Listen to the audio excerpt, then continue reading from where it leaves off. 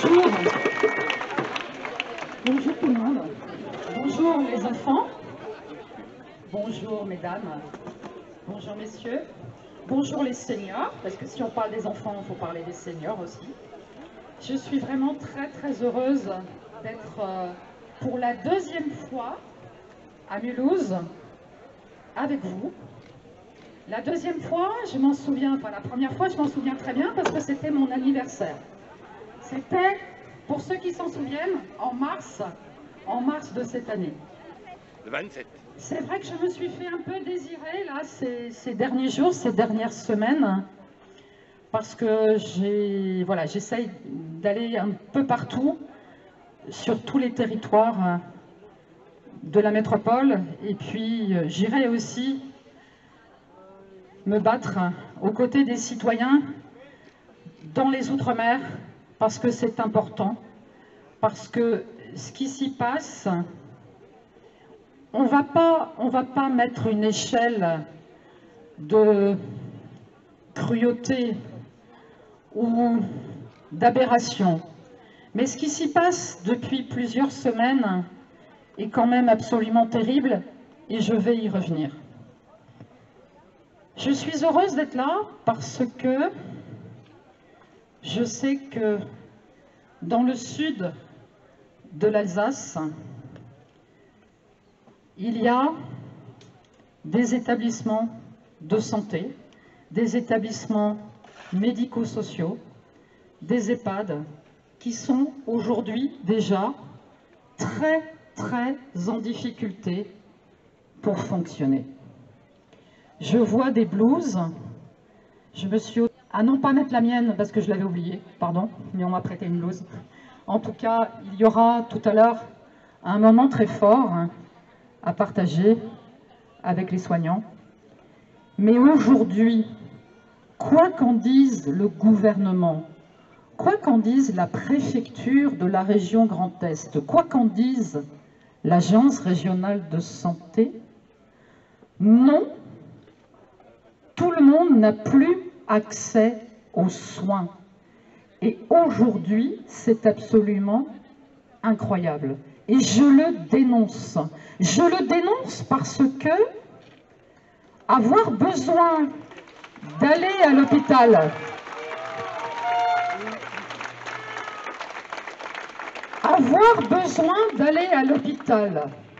sauf erreur, on n'a jamais été à l'hôpital pour son plaisir. Quand on va à l'hôpital, c'est qu'on a besoin de soins. Et dans la France d'aujourd'hui, tous les Français, malgré notre belle devise égalité, fraternité, je vais y mettre solidarité, liberté,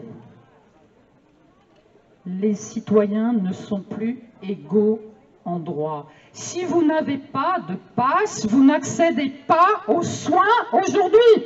C'est absolument incroyable.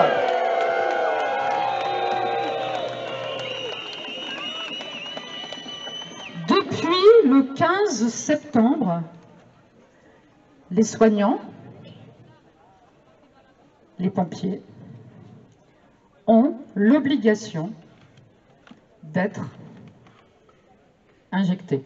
J'ai toujours du mal à dire le mot vacciné parce que, je le répète, je n'ai jamais été anti-vaccin. J'ai toujours défendu les vaccins classiques tels que Pasteur les avait imaginés, tels qu'on les connaît, tels qu'ils protègent beaucoup d'enfants contre des maladies. Mais aujourd'hui, et vous le savez, si vous êtes là, c'est que bon nombre d'entre vous ont refusé cette injection, et il n'est pas question de valider l'idée en France que les citoyens devraient, contre leur volonté et contre leur consentement, accepter d'être dans une expérimentation. Parce que c'est cela dont il s'agit. Ces thérapies géniques sont encore en phase 3 d'autorisation de mise sur le marché. Même si le ministre Olivier Véran qui a dit toute une série de mensonges depuis mars 2020, continue à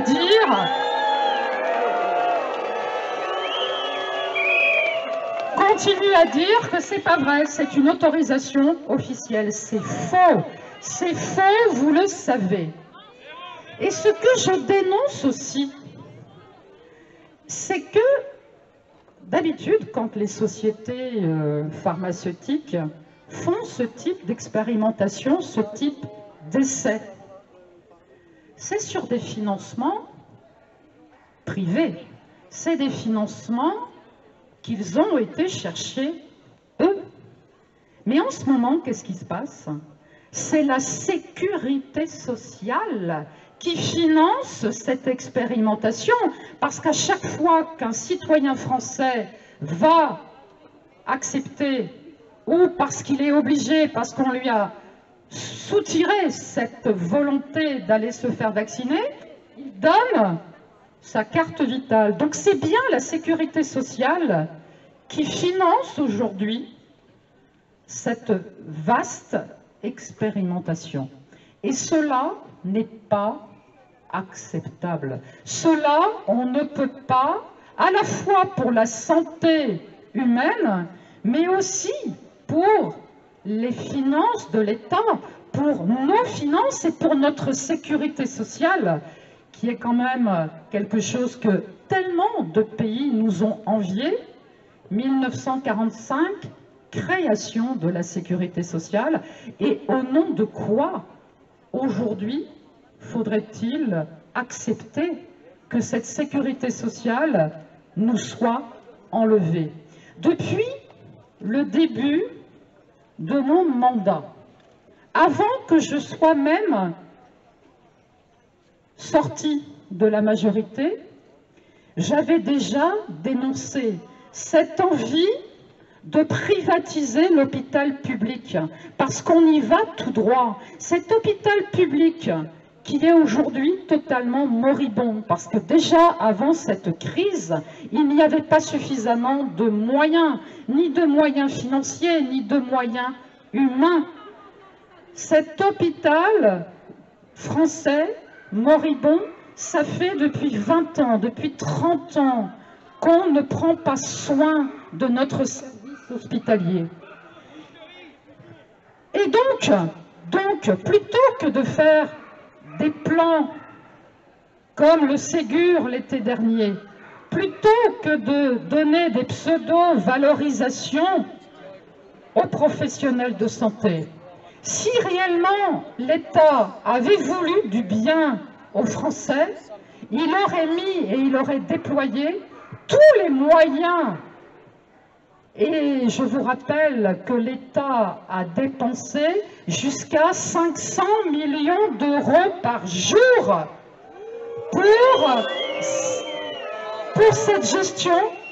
cette gestion absolument calamiteuse de la crise.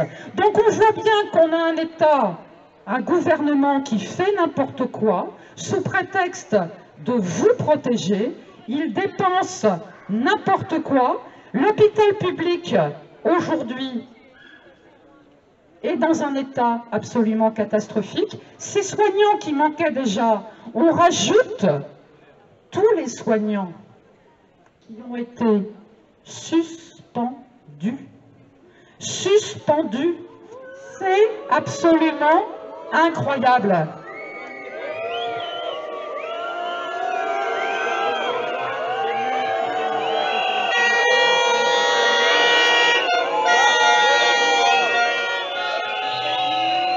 C'est incroyable, pourquoi? C'est incroyable parce que, en fait, c'est maintenant que la véritable crise sanitaire va commencer. C'est-à-dire que pour toutes les maladies chroniques, pour toutes les urgences, et vous le savez, ici, il y a certains établissements qui ont dû fermer leur service d'urgence. C'est absolument incroyable. Donc demain, qu'on soit un bébé, qu'on soit un enfant, qu'on soit un ado, qu'on soit un adulte, qu'on soit un senior, si on a besoin de soins, on n'a plus la garantie de pouvoir y accéder. On a des tas de confrères qui ont dû fermer leurs cabinets libéraux. On a en France, on parlait déjà de déserts médicaux. Il y a des endroits en France où maintenant vous devez faire plus de 100 kilomètres pour trouver un professionnel de santé. C'est totalement aberrant. Et à côté de tout cela,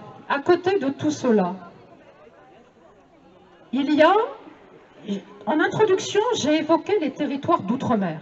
Pourquoi? Parce que les parlementaires ont voté, il y a 15 jours, la prolongation de l'état d'urgence en outre-mer. Bien évidemment, j'ai voté contre. J'ai voté contre, non pas parce que j'aurais pris plaisir à voter contre systématiquement, mais j'aime bien les choses cohérentes, proportionnées, intelligentes. Or là, on a, de la même façon qu'en métropole en 2020, on a empêché les personnes d'être soignées précocement.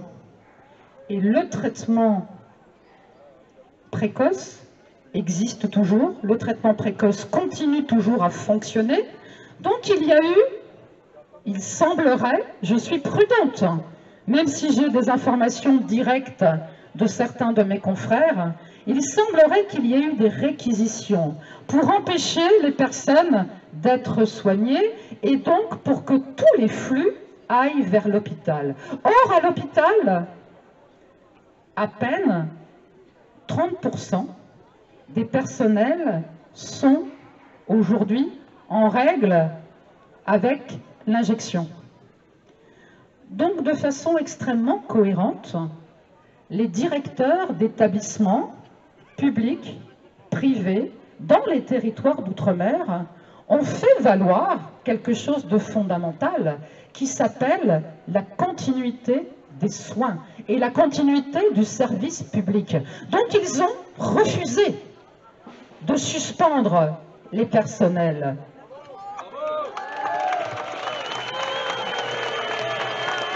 On peut les applaudir en effet. Pourquoi ont-ils refusé ça? Pour la bonne et simple raison. Il y a, je vous donne juste un petit exemple. En Guadeloupe, il y a environ 1200 personnes qui nécessitent d'avoir des dialyses. Vous savez, c'est au moins 3 séances par semaine. Et si on avait suspendu les professionnels du soin, ces personnes avaient une espérance de vie de 4 jours. Donc cette espèce de gouvernement qui dit aux Français « on prend soin de vous » n'avait absolument rien anticipé. Donc merci à ces directeurs qui ont pris leurs responsabilités et qui ont dit non. Merci vraiment à eux, c'est formidable.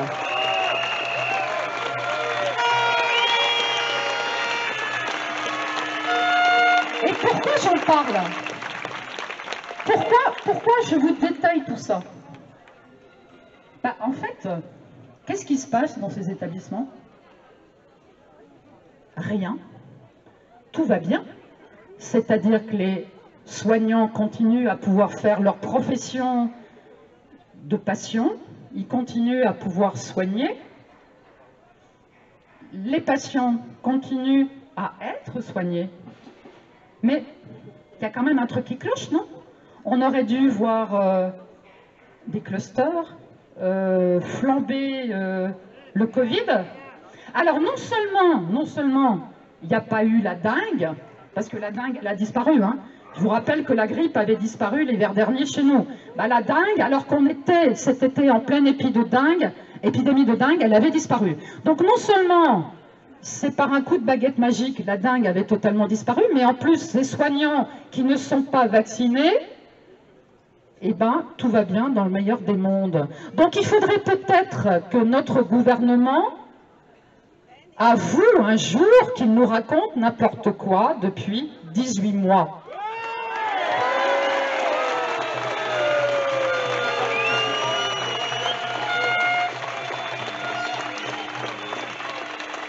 Et j'en parle avec autant d'insistance, c'est que dans mon rôle de parlementaire, je dois contrôler. Alors j'aimerais bien qu'il y ait 576 autres parlementaires qui fassent un peu leur job de contrôle, mais malheureusement, je crois qu'ils ont oublié quelle était leur mission.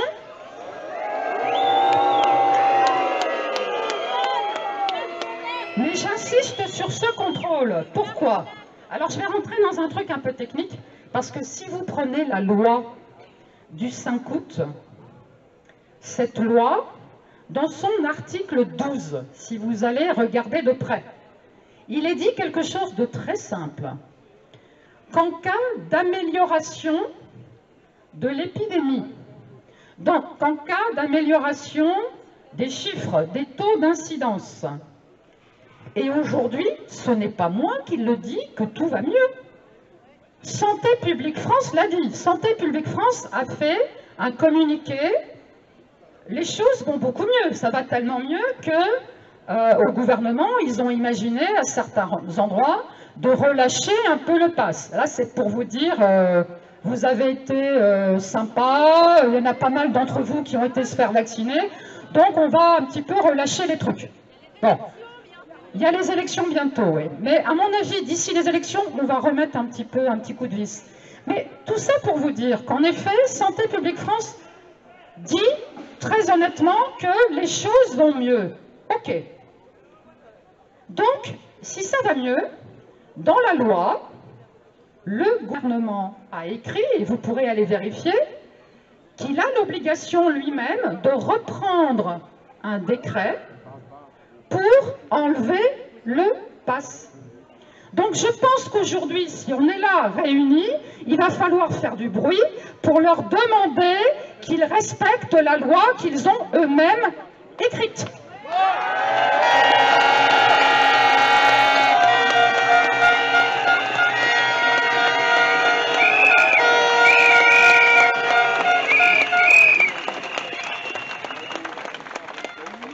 Et j'aimerais dire très solennellement que doit cesser d'urgence cette maltraitance.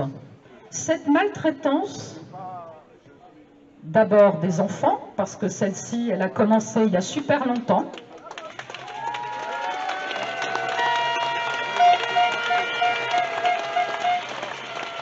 Et d'obliger ces petits bouts de mettre un truc là sur le visage du matin au soir, c'est juste insupportable. C'est juste insupportable.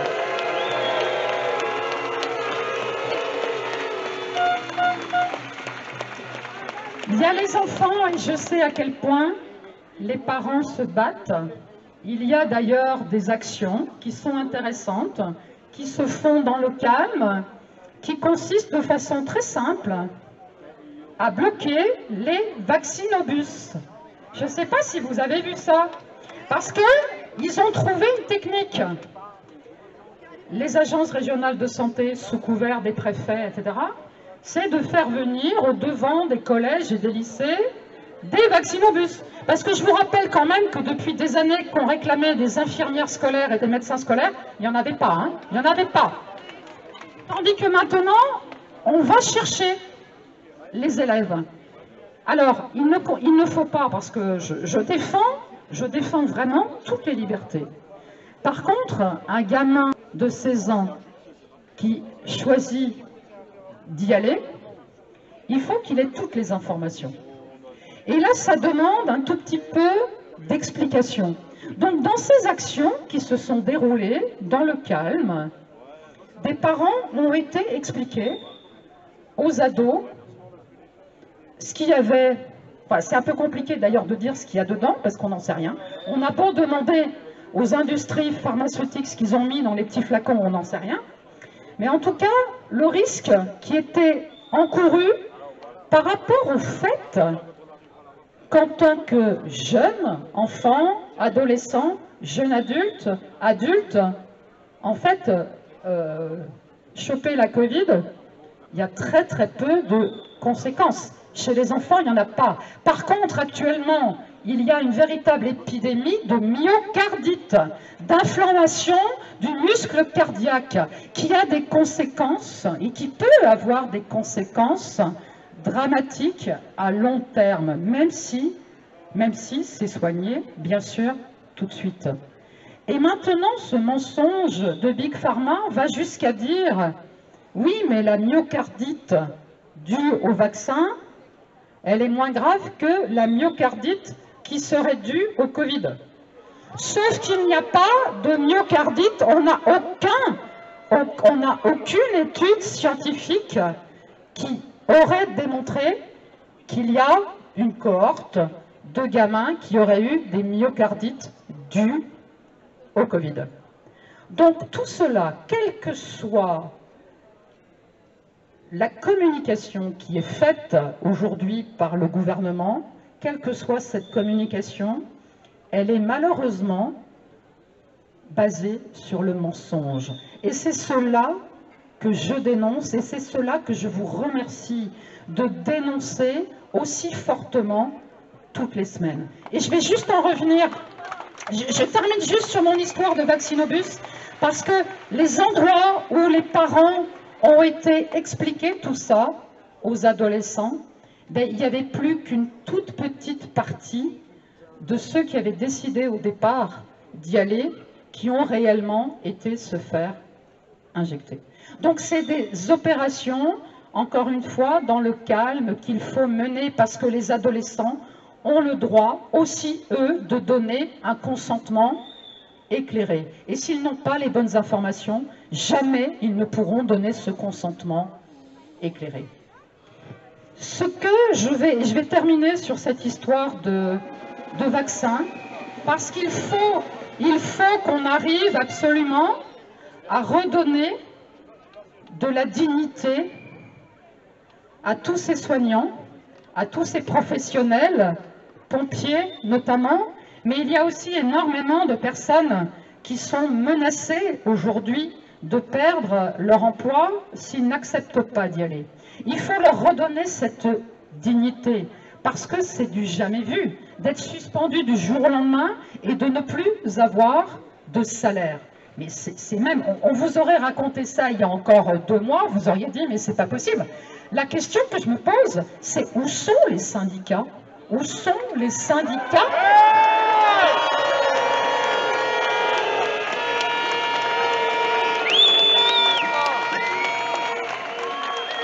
Parce que... c'est bien. Alors, non mais je sais bien, c'est bien. Je n'ai pas vu madame et je remercie madame d'être là parce que c'est important. Et la CGT, c'est santé sociale, c'est ça? Moi je suis CGT de retraité de la métallurgie. Très bien.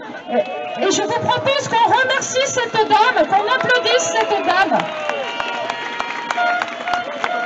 Mais j'aimerais que partout, je ne comprends pas comment notre pays n'est pas encore totalement bloqué par les syndicats. Est-ce qu'une seule fois dans notre histoire, on a à ce point piétiné le droit du travail? Jamais. C'est du jamais vu. C'est hallucinant. Qu'est-ce qu'on peut faire?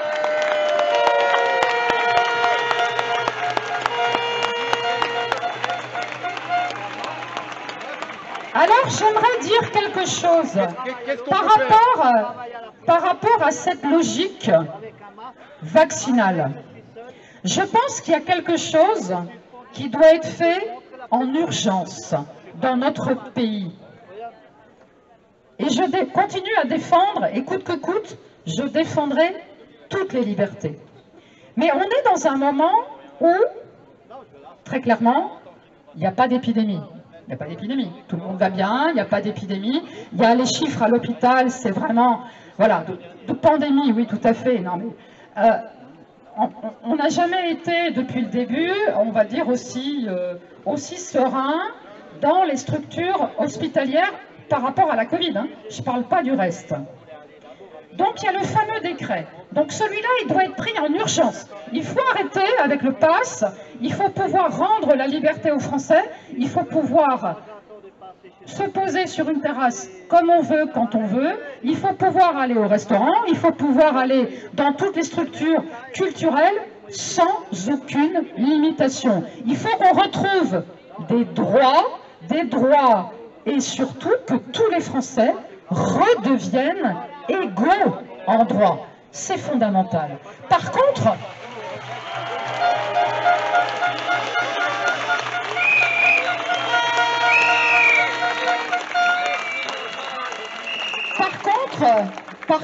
ce que je vais dire peut-être va déplaire à quelques-uns, mais de toute façon, ce que je dis, c'est jamais pour plaire. Mais peut-être qu'une des solutions qui serait intéressante, et c'est ça que je vais mettre sous le nez du gouvernement, on sait que d'ici 6 semaines, 2 mois, on va avoir 2 vaccins français. 2 vaccins, ah, on me dit 3. En tout cas, il y en a 2. Il y a Sanofi et Valneva. Ce sont des vaccins qui sont issus de l'industrie française. Ce sont des vaccins qui vont être utilisés dans d'autres pays, qui sont aujourd'hui, pour notamment Valneva, qui est une société franco-autrichienne, il y a déjà des doses qui sont en voie d'être achetées par l'Union européenne. Et ce sont des vaccins tout à fait classiques, anodins, qui sont en effet déjà très largement testés. Il y a, alors je n'ai pas regardé exactement s'il y a 0 effet secondaire. En tout cas, il n'y a pas tous les effets secondaires de cette espèce de truc-là qu'on est en train d'injecter. Donc moi, ce que je veux demander au gouvernement en urgence, c'est d'arrêter toute cette mascarade, c'est d'arrêter le pass, et c'est surtout de permettre aujourd'hui à tous les professionnels qui sont décrits dans cette loi de pouvoir dire, mais après tout, si demain je peux accéder à un vaccin normal, donnez-moi la possibilité de le faire. Donnez-moi la possibilité de pouvoir à nouveau nourrir mes enfants, parce qu'on en est là aujourd'hui. On a des personnes, et vous le savez, j'ai dit qu'on était au début de la crise sanitaire, mais on est au début aussi d'une crise monstrueuse, économique et sociale. Et les gens qu'on est en train de précipiter dans une très grande pauvreté, dans une très grande précarité, ça aussi c'est totalement indigne de la France. Donc c'est en tout cas un moyen, un chemin de démontrer au gouvernement qu'il peut faire autrement, qu'il doit faire autrement de façon très urgente.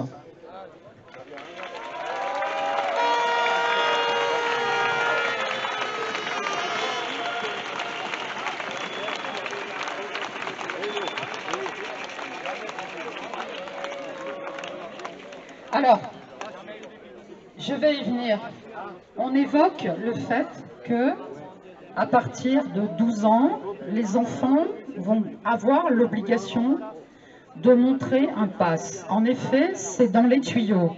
Alors, pour le moment, il n'y a pas encore le texte. Alors, j'aime bien dire des choses quand j'ai vu le texte écrit. C'est vrai on l'a lu, c'est vrai qu'on lit aussi, mais ça, c'est malheureusement, le pré-projet de loi existe déjà, que les sénateurs ont l'idée de la vaccination universelle.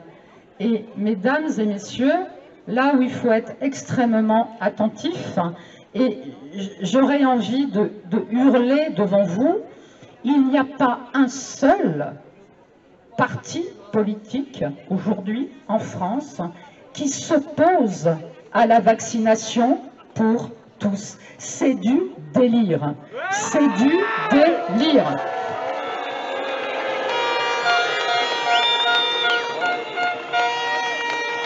Ah ouais, merde, je m'excuse. Je ne sais pas s'ils ont acheté l'assurance d'être réélus. En tout cas, si on fait confiance au peuple français, tous ces gens-là, j'espère réellement qu'ils ne seront jamais réélus parce qu'ils vous trahissent, parce qu'on a beau aujourd'hui leur envoyer tous les effets secondaires et leur expliquer ce qui est en train de se passer réellement, ils sont sourds et aveugles. Donc il n'y a plus aucun parti politique aujourd'hui en France, même s'il se targue, même s'il se vante d'être dans l'opposition, ce n'est pas vrai. Il n'y en a aucun qui s'oppose à cette vaccination pour tous. Et là, on aura besoin de toute la population française, debout, révoltée, ensemble, pour éviter le pire. Parce que si cette vaccination est décidée avant même que, encore une fois, les vaccins classiques, qui ne sont que les seuls qui soient sans danger, ça serait absolument dramatique en France. Donc, deux éléments, et je vais conclure, parce qu'on je suis très bavarde, hein, on ne m'a pas dit combien de temps j'avais, alors je peux vous garder toute l'après-midi, mais je sais qu'on va faire une marche et c'est important. Je voulais vous dire encore deux choses. Depuis cette semaine, et j'en suis très fière, je suis la marraine d'une ONG qui s'appelle Alliance Humaine Soins International. Et cette ONG, elle a deux objectifs fondamentaux: de permettre aux soignants actuellement suspendus, et dont je fais partie, puisqu'en tant que psychiatre, je ne peux plus aller faire des vacations auprès des personnes handicapées, très lourdement handicapées, que je voyais une fois par semaine, et des adultes autistes. Je ne peux plus y aller, mais dont acte, c'est pas grave. Je suis comme tous ces professionnels qui rejoignent cette ONG. On peut bénévolement apporter des soins à des personnes qui aujourd'hui nécessitent absolument des soins et ne peuvent plus accéder aux soins. Donc tout ça, c'est en train de se mettre en place. Il y aura des plateformes de téléconsultation, et je peux vous dire que l'ordre des médecins qui nous attaque en permanence, nous les soignants qui avons toujours traité les patients, accompagné les patients dans leur globalité et en prenant vraiment à la fois le soin de la santé physique et de la santé psychique, tous ces soignants suspendus aujourd'hui et menacés par l'ordre des médecins, et bien l'ordre des médecins, il pourra faire ce qu'il veut, mais l'ONG, c'est juste au-dessus. C'est bête, hein?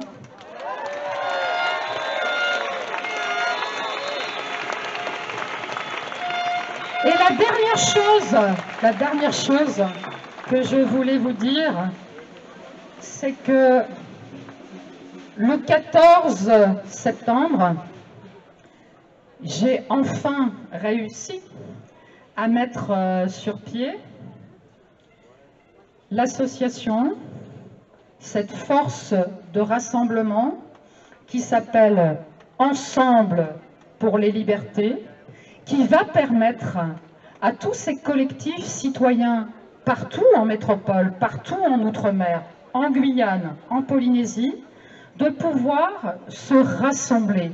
Et vous savez, et peut-être que l'un ou l'autre d'entre vous, je sais qu'il y en a d'entre vous, qui s'étaient même lancés à un moment pour les élections cantonales, pour les élections régionales, et qui se sont posé la question ensuite de comment faire pour continuer à se battre, comment faire pour faire vivre la démocratie citoyenne dans notre pays. Parce que c'est ça qui est important, c'est redonner la souveraineté au peuple français. C'est permettre au peuple de reprendre le gouvernement de ce pays. Et si on continue comme ça de vous savez, je veux dire, avec cette échéance de 2022, ce n'est quelle que soit la personne qui sera élue demain, si on ne redonne pas au peuple sa souveraineté, on n'y sortira pas, ça ne changera pas.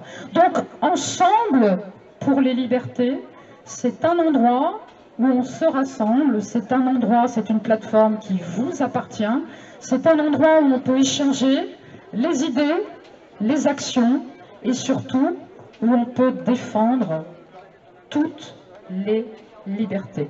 Je vous remercie.